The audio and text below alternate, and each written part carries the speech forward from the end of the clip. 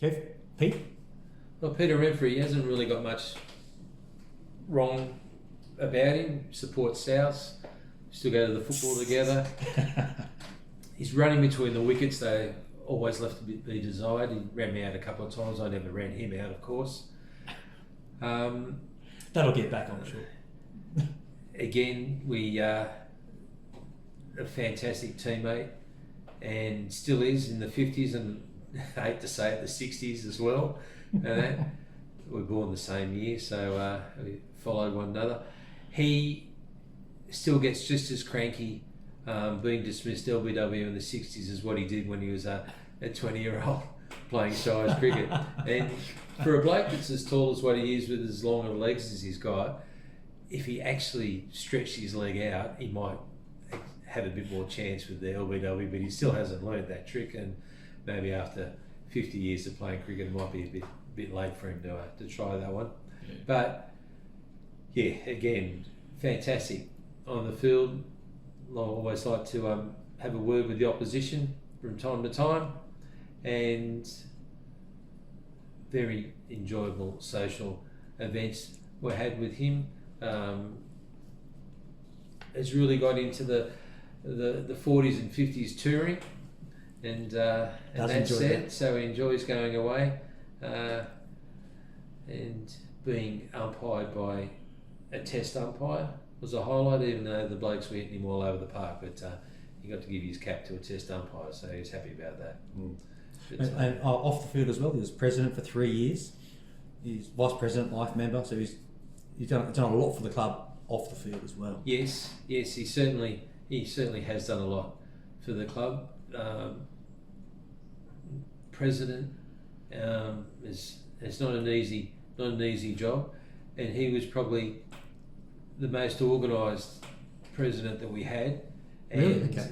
You would go to a meeting, and what I particularly liked about him was you had the minutes of the previous meeting, and it was decided that Kevin would do something, Marty would do something else, Bruce would have to do something, and so you were held to account the next meeting. So working for him, I'm sure he's very pleasant to work for, but he would have kept you on task, and that's what he did as president. He was very good at that, and he made sure that things got done. So yes, good man. This gentleman has also been a president, and through some challenging times as well, from 1991, 92, 93. Bexley vice president, Canterbury Bexley life member, our good mate Mr. Remfrey. Yeah, Pete. Always enjoyed my cricket with Pete. I believe that I captained him along with Marty Cole in their first ever game for Bexley, and again I think it was at Akron Oval against Linfield. Right. Pete enjoyed his cricket, still does, and I had the pleasure of playing with him in the veterans grades. A stalwart for the club. Absolutely. He would have done everything for the club. On and off the field, just a pleasure to be with. Yep. Always good fun. Sorry, Remfrey Cole Award, I should say. Yes, yeah. Well, those two blokes peas in a pod. Grew up together in our cricket family. Yep. Peter, the thing I've always admired about Peter is Peter's a very gregarious guy, that he always goes to mix with the other guys from the other teams at the end of the game. True. And something that I really admire, which shows his true sportsmanship and his love for the game. I couldn't name any other guy that I've played cricket with as much as Peter has done in that, and it's a relations. It's a great relations. It's great for relations. Absolutely. And I would say Peter is very well known amongst the Shire circle. He does epitomise that, doesn't he? He plays in the right spirit on the field. He plays it hard. He plays to win. But as you said, off the field, he's the first to crack open a beer and have a chat with the opposition. That's right. Yeah, he is. And testament to his. He's always done being like that. Yep. No matter whether it was his first game or the last game he's played with us. Yeah. The most vocal cricketer I think I've ever played with, and I think if he started his career now, he'd spend more time off the field for code violations and spirit cricket violations and sledging than he would on the. He had always had the best sledge of anyone out there. Mate, he was in my top 5 funniest guys for the club. He really was. He used, when I was bowling, he used to be at mid-off, and so I spent more time laughing than I did bowling properly. So Yes. no, He was at mid-on, mid-off while you were bowling. That seems to be his spot. that was mid-off. He was definitely mid-off, and that one took his spot. He sort of came through and was a really good friend with Marty Cole when I first joined. And then very quickly became one of my closest friends in the club. You know, he's one of the guys I still keep in contact with and catch up with every now and again. And when I was sick, he came into the hospital quite a few times to see me. So he's just an all-round legend. In fact, he had one of the famous moustaches in the club, so that was always one of his. Yes. Trevor shared with me a couple of photos. I do remember that time actually, because that was my time playing cricket. But Trevor shared with me a couple of photos, evidence of his infamous moustache. Yes, no, it was very much a Gaddafi, Saddam Hussein moustache. Well, that was his nickname, wasn't it? I think his nickname was Saddam. Yep, that's right. Very much like. Yeah, and he was one of those guys. He just loved to have around the club. You know, he was still playing subbies rugby when I first met him, and cricket in summer. Just loved his sport, and was our president when we decided to get incorporated. So for a few years there, his legacy is pretty strong with the club, and that not just on those few 3 years, because it was a big change and a lot of admin, that sort of thing. Yeah. And on the cricket field, I suppose he always loved to have scored more runs than he did, but he was very good opening bat. Didn't back away from anything. He was like a real people person. So he was one of the guys that always knew everyone else in the club. So it wouldn't matter what team he was playing in. We didn't really train back then. It was just sort of turn up on Saturdays. So if you were in a different team, you didn't tend to mix a lot with the rest of the club. But he seemed to know absolutely everyone. So whether it be drinks back at Bexley or whatever it may be, he was the guy that knew every single person in the club. Yep. So yeah, he was sort of one of the the guys that kept the fabric of the club and the culture together. Yeah, it's similar to Roy. I think he was in the 80s. He came along there. I think he was a mate of Jeff Armstrong's when he first came over. Yes. Yeah. Jeff Armstrong was a good cricketer too, very good A. Yeah. Peter fluctuated from A's to B's, but still see Peter, and he comes. I meet up with him probably once a year in the presentations and things when I get there. But no, good cricketer, good club man, and good committee man. He was always on the committees. He would always put his hand up for committees and that. So, yeah. And same thing, very good for. He'd be coming up to A grade to help out, or vice versa, and Captain C grade, did all that. Yeah. He did a lot of work for the committee. Yeah, to me, he's like a few of the guys we're talking about, just ultimate club man. Yeah, they're all the same. Like all those people you're saying, they're all around the same era, and they all just stuck by the club and have for the last 30 years. Yes. Which must be unusual for a lot of clubs. Yeah, we're blessed, I think, to have guys like that. Yeah, like Pete and all the rest of them. Yeah, they all stuck around, and they're all still doing a little bit, or interested at least. I'm sure they look at the local paper every morning. Well, they're all playing it, most of them. Well, we're all still playing us old buggers. So we say, I'm the only one who got too old. That's right. Yeah. The club, Pete Remfrey, very handsome man. What do you know about him? Sort of handsome. Yeah, Peter's better known as Saddam Hussein because he sported a Hitler moustache for ever since I knew him. Pete was playing second grade when I first started. Yep. Probably the worst bowler I've ever seen in my life. With his. Mate, that'll get back. Make sure it gets back. But somehow has turned himself into a bowler of the over 50s, over 60s, Tomo. I don't know why his hair's not going great. Okay, you might have been a Grecian 2000 there. Pete, again, a very, very funny man. He became good mates, close mates with Marty Cole and Jeff Armstrong and the great Kevin Gung Ho. Pete was a real leader amongst the club. During tough times, he put his hand in his heart and said, I'll help run this. Absolutely, yeah, And he was guided there. us through some tough times and has been well rewarded with those honours. As a player, driving too much weight on his back foot, hit the ball the end all the time. So his weight's back instead of forward. Okay. Well, that's harsh. It's very harsh but true. Peter could always be relied on to give 110%, even though I don't think you give 110%, 'cause that's 10% wasted in my mind. You can say that for later on. I aspire to mediocrity. Pete, again, great fun to play with. He, I remember the big memory of Peter was he batted me with the day I got 174. Mate, I heard that story, and he is very firm in contributing your century to himself, because he always said, if not for him, you wouldn't have got it. We argued non-stop. Put over 150, we argued non-stop. You fucking do this, you fucking listen to me. Where my bucks go? He says that. Yeah, I give him credit because I lost concentration that many times and that dig. So yeah, he can have maybe 30 of those runs. So that was Hudson Park. If you want to drop by Hudson Park, so Pete helped me through that. Pete, I think, captains from sides I played with, a lot of captains second grade Pete. Really competitive on the field. Yeah. That loved a beer and a chat with anyone after the game. So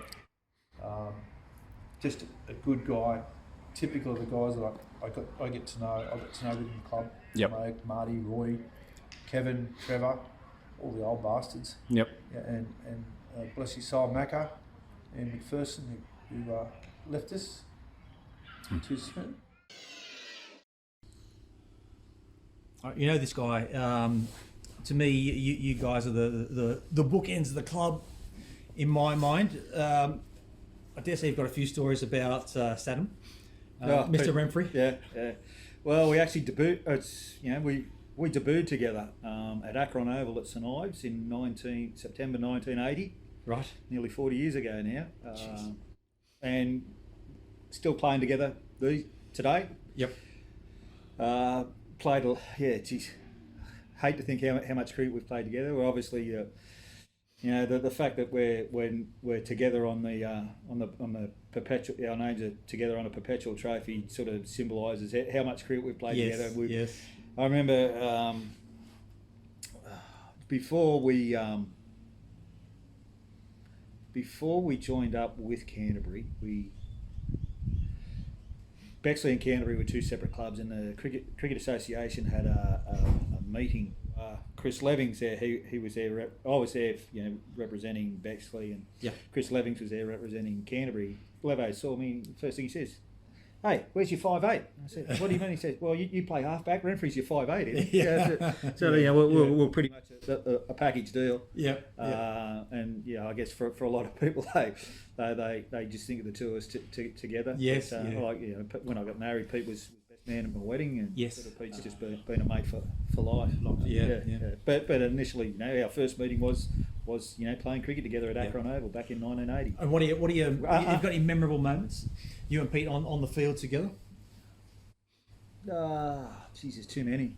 Too many to single out any one in particular. I remember him and Bruce. He tends to get lost a bit because Bruce, in a third grade game at Hudson Park, him and Pete opened up together, and Bruce went on and got 170. I think it's the best innings I've ever seen, not just from Bruce but pretty much anyone in the club. Yeah. But Pete opened with him that day, and Pete got a big score too, and he batted well.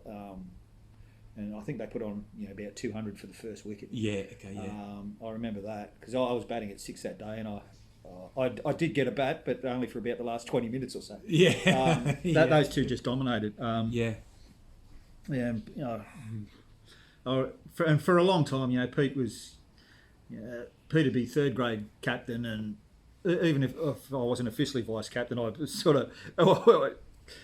Not by my doing, but the team would see Pete as captain, and so I just assumed that I was vice captain. Yeah, and Pete would treat me that way, and he had a terrible memory for names, which given his job, you'd think he'd be able to remember. Right, I haven't heard that one. Okay, but he used to Pete would always field at mid off, and he still does. Still does, and very good in that position. Absolutely. And he used to put me at mid on, Right. And about halfway through an over, he'd walk over to me and he'd point to someone in the field and he goes, "What's that bloke's name again?" I'd say, "Oh, that's Brian Somerville." He walked back and he said, "Hey, Brian, start warming up, thanks." Oh, really? Yeah, he wasn't good on names, but Yeah. again, he was a natural leader. Yes. Yeah. Yeah, he's that guy. He naturally gets the respect of people. He's well liked, well respected guy. It seems Yeah. like he always has been. Yeah, he has. Yeah, he's always sort of. I guess if Crewmy's Captain Cranky, Pete was Captain Sensible. Oh, really? Yeah. Okay. Playing myself and Pete and the English guy Steve Adams, who I don't know if you've heard of Herbert. We were playing up at Balcombe Hills one day, stinking hot day, about 40 degrees, and we were going to a Burwood Cricket Club social night. I forget if it was a harbour cruise or a night at the Briars Club or something. And we literally had to go straight from Balcombe Hills to wherever we were going. Typical, primary school, and you have this, the long stainless steel basin, that stretches all the way along the side of a building with the taps and all like that. Yep, and yep, suddenly Herbert's up in there having a tub, getting ready to go out, and so Pete's joined him in there. I remember that one with Herbert. There was myself, Pete, Jeff Armstrong. We took Herbert to. We took him out to the members' stand for the last over Sheffield Shield game, and he wanted a photo with Graham Hick. Graham Hick was playing for Queensland. The game was just petering out to a very dull draw, so we just sort of basically drank all day in the members' bar, and eventually, we got his photo with Graham Hick. Yeah. And the afternoon went on into the night. We just kept drinking and drinking. Eventually the game finished, and we were still in the bar. We actually got locked in the SCG. We had to jump the fence to get out, and then we started walking down to Central Station. By this stage, we were blind drunk, but of course that didn't stop us. We still stopped in, and from the cricket ground down to Central, you go past a couple of pubs. Yep. And we'd stop and have a pub, and then we got down to. We must have been going down Devonshire Street.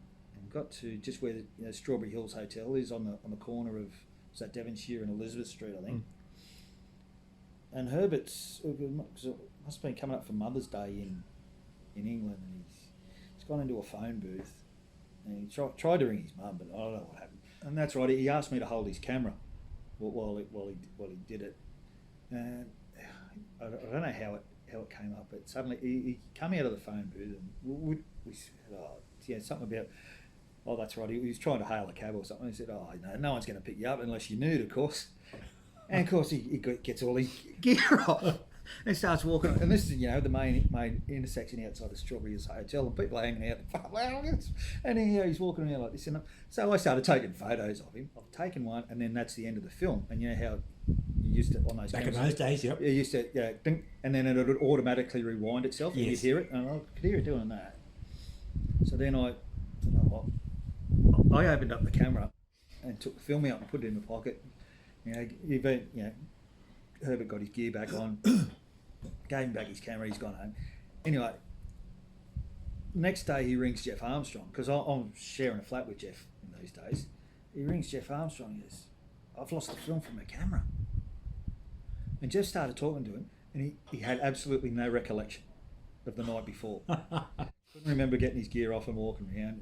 All he knew was that he had his camera, but there was no film in it. Yeah. And he could remember, getting photos taken with cricketers the day before, and he was in quite a panic. And Jeff knew I had it. And he says, "Oh no, it's all right. Martin's got it. In fact, he said he'll get it developed for you, and I'll give it back. I'll give you all the photos. After cricket next Saturday."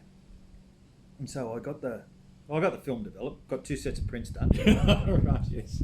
And I wasn't playing the same team as him, but in those days we used to go back to Bexley Golf Club and have drinks there, and a few of the wives and girlfriends had come down there too. And sort of we were sitting around, and I'd give Herbert the photos back, and he's sitting there at a table with a few other people. He goes, "Oh yeah, this is our day at the cricket last week," and he's going, "Oh yeah." this is me with Jeff Thompson, this is me with Graham Hick, and then he sees a photo of himself, and there's Jeff Woods' girlfriend sitting there, and someone else. He goes, fucking hell. He said, "What?" he had no recollection of it happening. So, but as I say, I kept a second set of prints too. I've still got them somewhere. Right? But on the field, yeah, Pete, he was. Again, he's someone that's got a lot of runs for the club. He has, yeah. He's another bloke that, we say Tomo's done everything for the club. Well, Pete pretty much has too. He's been president, Yeah. Even when he's not on the committee, and Pete's done stuff like when we should be going back to the 80s, I reckon, when we had to become an incorporated association. Well, Pete was the one that did all the groundwork for that. Yep. Using his. Tell me, what are some of your memorable moments for the club, both as a player and as from an administrative background? Because you've had a heap of roles and you've done so much to build the club up as well. What are some of your memorable moments? In terms of off the field stuff, my contribution compared to some of the guys we've been talking about is way down. But I was happy to help out a couple of years as president. We had we were going through some pretty tough times at that point in terms of finances and stuff. I think we'd won the under 24s, but we hadn't had a lot of other success off the field. I was lucky enough to play in 1 or 2 grand finals in B grade or 3rd grade. I can't quite remember now.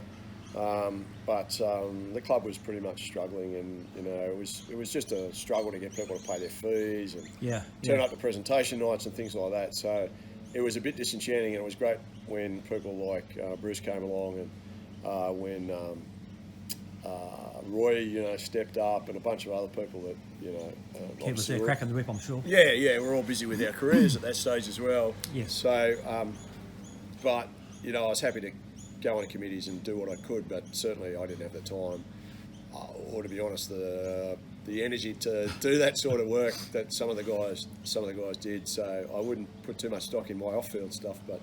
Oh, mate, I think I've had annual reports, mate. I know you're being modest. But I do love cricket, and the opportunity that I got, so it was 4 or 5 of us turned up in 80-81 that we met a guy at university by the name of Tim Ritchie, who and I met Jeff Armstrong through university, and there was a mate of mine, Rob McPherson, another mate of mine, Brad Smith, and who I went to school with, and Tim sort of said to us, well, you can play cricket on turf, and we've been playing Syntho after leaving school and on mats and the like, and we thought, oh, that sounds pretty cool. Yeah. So, because none of us really had the time to be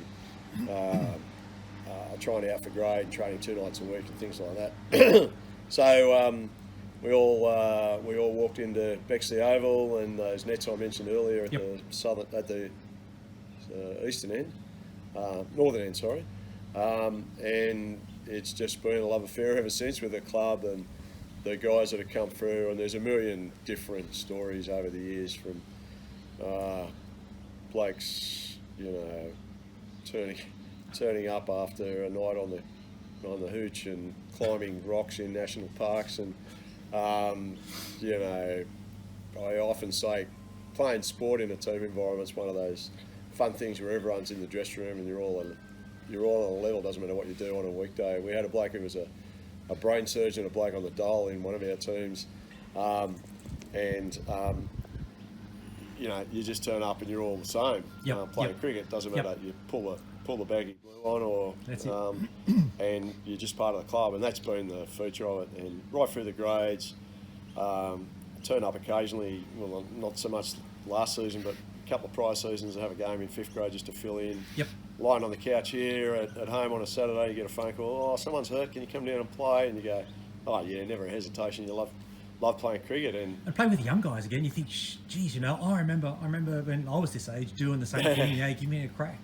I just love playing cricket, and the opportunity that came along after I finished up and opening the batting in 2nd grade, and basically just swinging at anything just because there was a bit quick and I knew the ball would fly off the bat, and then thinking, it's probably the end of my time, particularly when I was playing against Souths, who their 2nd grade was their 1st grade side, and it was all pretty willing. Mate, one of my memories is Yeah, being in the B side, and you're one of the first faces I met. Oh, is that right? Yeah, absolutely, and yeah, you're one of my vivid memories coming into That was this. at Bexley, wasn't it? At Bexley, yeah, Yeah. absolutely. Well, we've just had some enormous times. You know, Shires Cricket's just one of those fabulous competitions that it's really hard to explain. You know, having lived and brewed it since 80-81, I missed about 2 seasons. I went overseas one year and then finished up, and then Tom gave me a call and said we're going to start up this over 50s team, and I went.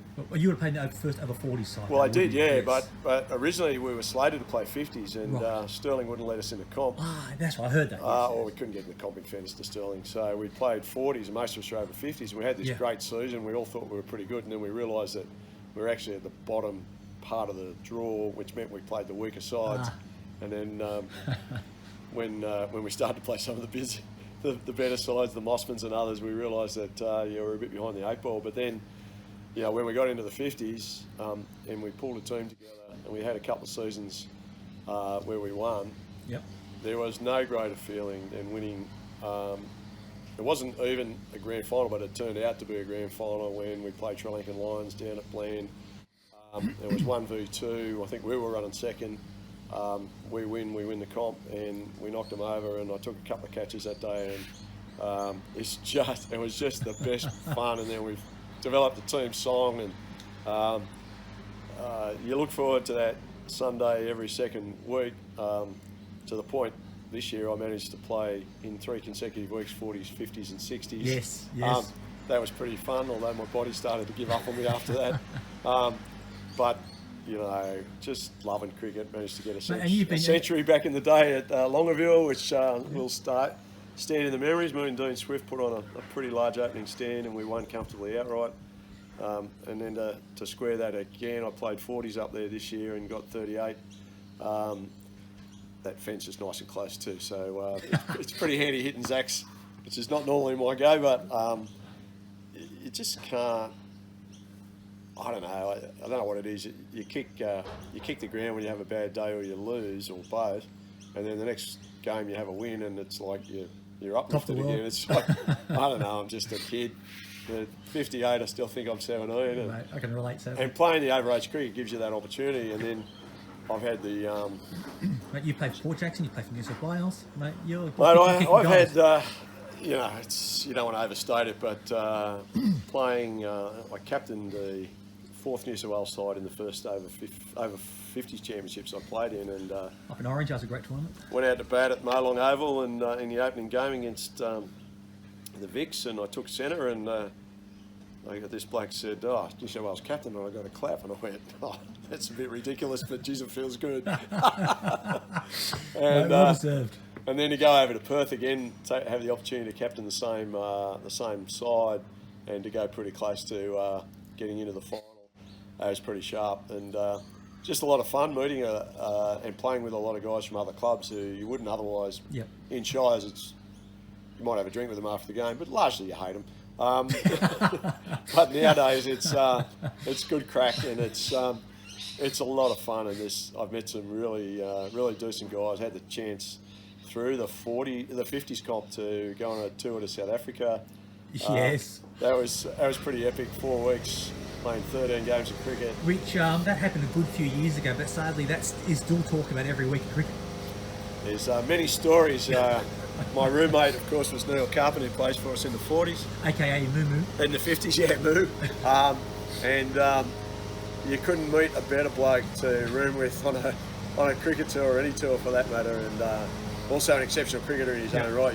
I was looking through the tour report the other day for another reason, and he was our highest run scorer on that tour. Oh, okay, yeah. Mate, a couple of things. Can you please thank your neighbour for mowing the lawn right now? But secondly, cast your mind back into the 80s. Who are the guys that you looked upon, helped you, inspired you on the field, off the field?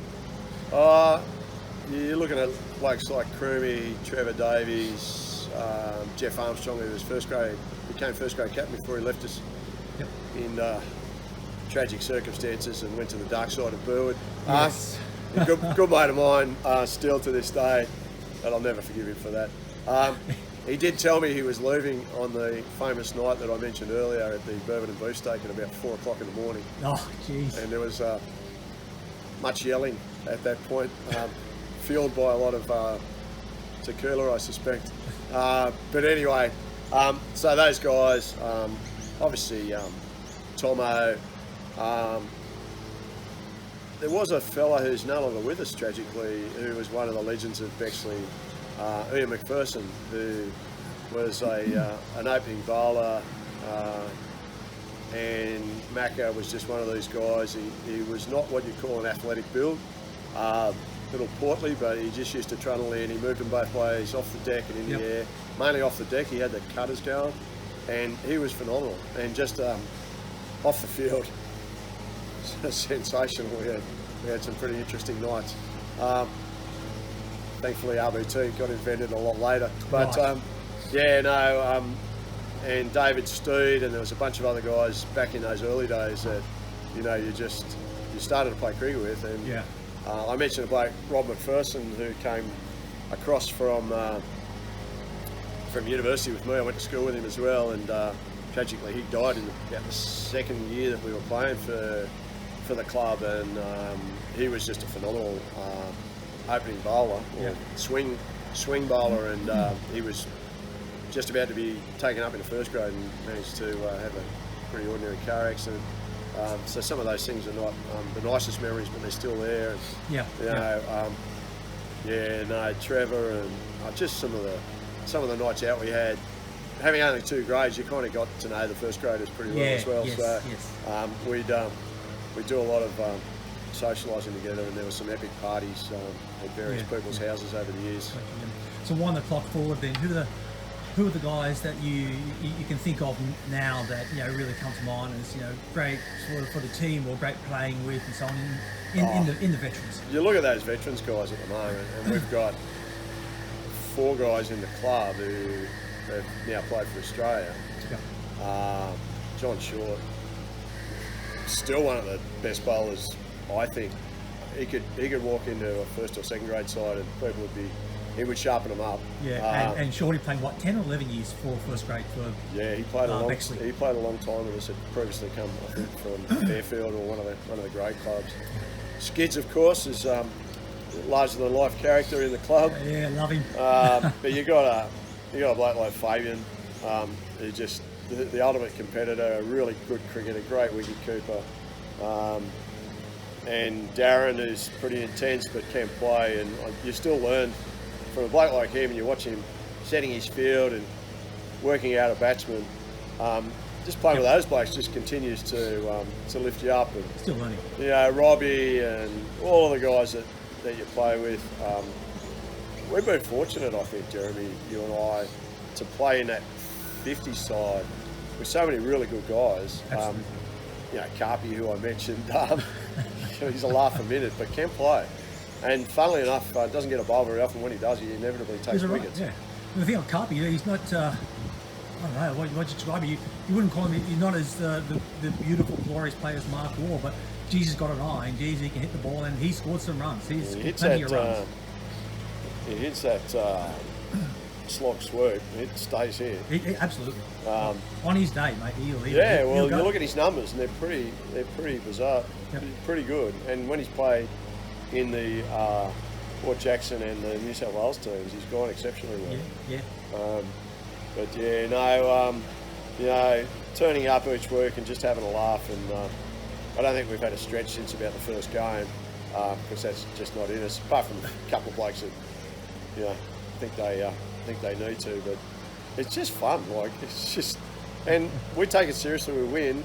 But we're always having a beer with the other guys after the game. And I think the best example was the last game we played up at, that was a 40s game. We absolutely annihilated Lane Cove, and then, we had 2 cartons of beer, and, it was a good laugh with the other guys, and we pretty much do that every week. And the last game we played prior to COVID-19 calling off the season down there at Hutcho, that was a whole lot of fun against Parramatta blokes.